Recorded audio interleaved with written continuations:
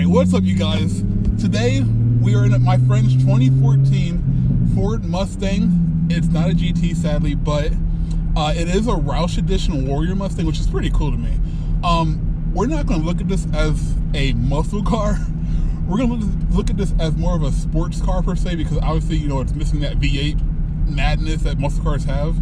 So don't compare it to, you know, the GT or the Camaro SS or the Challenger Hellcat and RT and ST editions.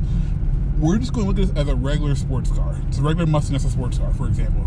So what the Roush package, the V6 package offers you is that insane exhaust note that I'll link right here. And also on top of that, you also get the this beautiful blue that you see on the outside. And to me, that it sort of sets it off. Oh my god, I love those pops so much. What Jesse did is he ended up doing a custom X-pipe, basically a custom entire exhaust, X-pipe, and I believe it's a muffler blade as well, with the quad tips in the back. It sounds, for a V6, it sounds incredible. I love the way this car sounds so much. I know a lot of people that have the V6 Camaro, the V6 Mustangs, Camaros, Challengers, they don't sound that great. But this one sounds absolutely insane. It pops, it has the brashness and the harshness of it. And I think it even shoots flames too, which is pretty cool, as you guys can hear. So, like I said, I actually like this. Now, would I take this over a GT? No, not even close. But at the same time, if you just want a car that basically is good to look at, and you don't really care about performance at all that much, the V6 one will do you just fine. Put some nice wheels on it. You know, as we see right here, the cowl induction hood, which is absolutely incredible. Like, it actually looks a lot better in person too. When Jesse sent me pictures of it, I was like, I don't really like it that much. But looking at it in person, it looks absolutely incredible. Like, it actually fits this car really well. So this has a lot of features and options that I never really would have thought, to be honest with you. Jesse ended up doing a heads-up unit, which is actually, it works very well. I will play music, however, you know, copyright, stuff like that, so I can't really do anything at all about the sound system. But he also has a 12-inch sub that's right behind me too, and it absolutely bumps. Like, it sounds really well, and it's not one of those speakers that, like, it where all it is just basically bass. You can actually hear the music. Like, it's actually very well tastefully done. With that being said too, this is his daily driver, and as much as, you know, everybody putting their cars away, you know, for winning and everything else, it's a V6, yes, but he dailies it, and he has quite a bit of money put into it too, and I give him major props. You know, my Camaros I've put up is getting cammed and a few other things done right now, but I dailied that through last winter and I hated it. So I can only imagine what Jesse goes through, to be honest with you. So yeah, I mean, it's a very well put together car, put it that way.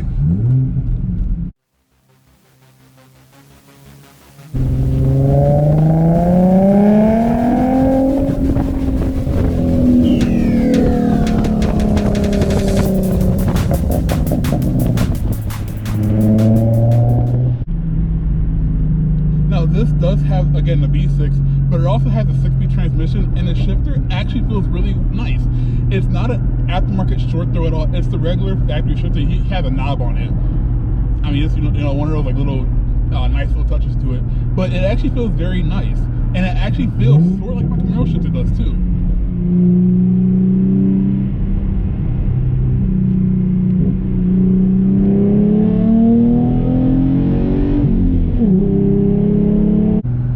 Now, another thing that the Roush Warrior Mustang offers you for the V6 models, it offers you a tune, and like I said, it offers that paint job as well as some GT Warrior, some V6 and GT Warrior badging that you get as well. And what the Warrior Edition really is, it's basically a homage to all that has served our country, which, by the way, my dad was in the military as well, and I have nothing but respect for anybody who has served our country, whether it's currently or in the past. Thank you all for your service, and I truly do appreciate it. And this is, again, a great homage to everyone, every single veteran that has served our country.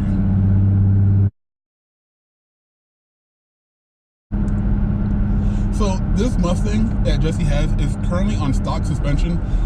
Comparing it to my Camaro, which is on KW variant V3 coilovers, it rides absolutely nice. Like, it honestly feels like an original, like a comfortable car.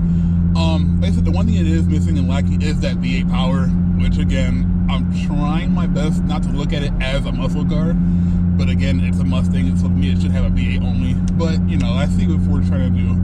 Now, and actually, a lot of people will put twin turbo kits and also supercharge these cars too. And they make decent power on stock internals.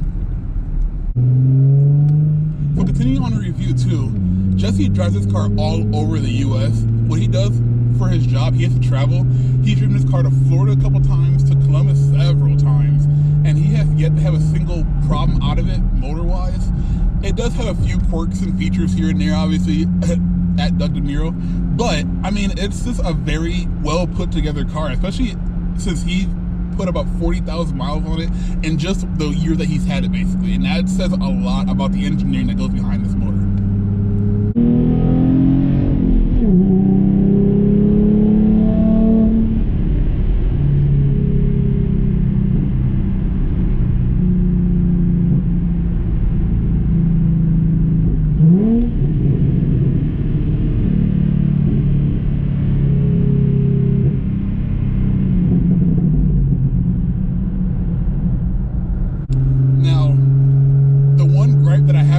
I do with the Camaro also, is that you cannot see out of it whatsoever.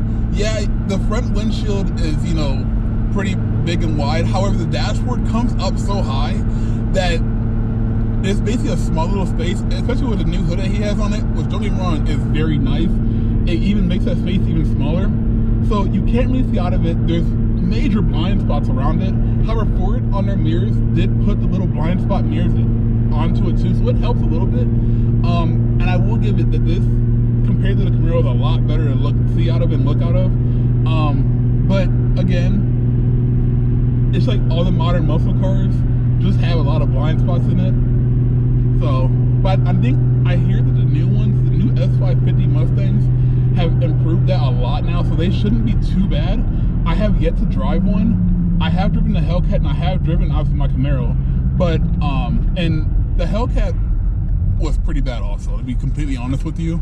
Now, as you can see, it's also snowing outside, and like I said, Jesse drives this car year round. The one thing that a lot of people do not like is driving their cars in the snow, but this thing actually feels very nice. Like, it doesn't slide all over the place. Yes, it is rear-wheel drive, obviously, but there's no drama with it, basically, for that matter. So that's another good thing that the Mustang does have going for it over the Camaro, in my opinion. I have never driven a Challenger or a Charger in the snow, so I can't really say those ones at all either. But comparing it to the Camaro, this thing is a lot better in the snow. Now, the one thing Jesse is planning on doing is upgrading the drive shaft as well as changing out the rear suspension and the diff. The problem that a lot of Mustangs have, especially the GTs, as we all can see on the internet, going to a crowd, and the reason being is because as soon as, a lot of people, what it will do is they'll go into second as they're still spinning, and again, that's bringing up your wheel speed, and as soon as that car snaps, it's a lot harder to control. So that's why you're going to do a burnout, stay in first, usually, unless you know how to do a burnout properly. And on top of that too, is what it will do is it'll think that the car is basically going out of control, and it'll try to correct itself as the owner is trying to correct it as well, and that's when it snaps hard to it, and that's when you see it go into a crowd, go into, a row of cars and stuff like that. So he is planning on upgrading a lot of that, like the drive shaft, the diff, the suspension in the back as well too. So that way it's a lot more controllable.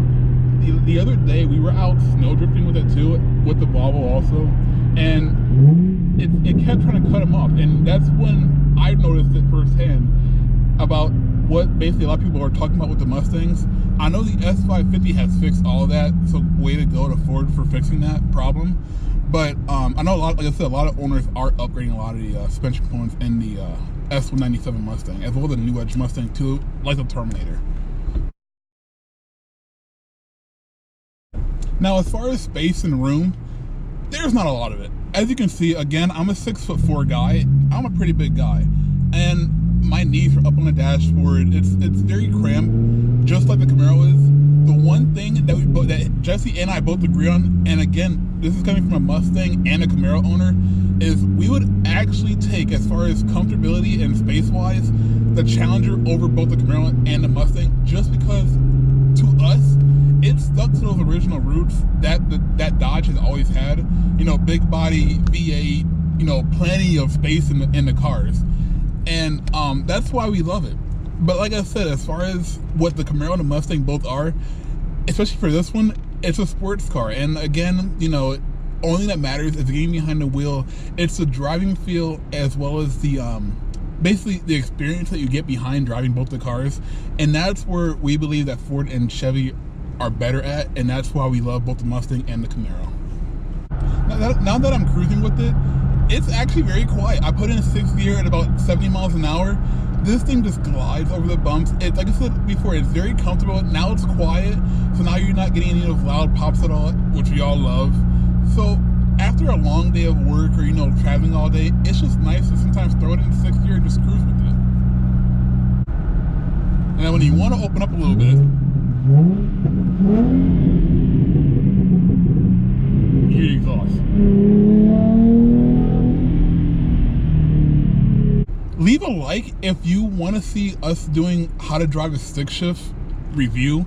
We would love to actually teach people how to drive stick shifts and try to keep the manuals alive, because obviously, you know, driving manual, there's nothing like it at all. And it's just between you and the car, and it's just a feeling you get. So leave a like and also subscribe, but leave a like if you want us to basically do a how to drive manual lesson as well. All right, guys, well, that concludes the review. Remember, leave a like, subscribe, and I will see you later. Peace.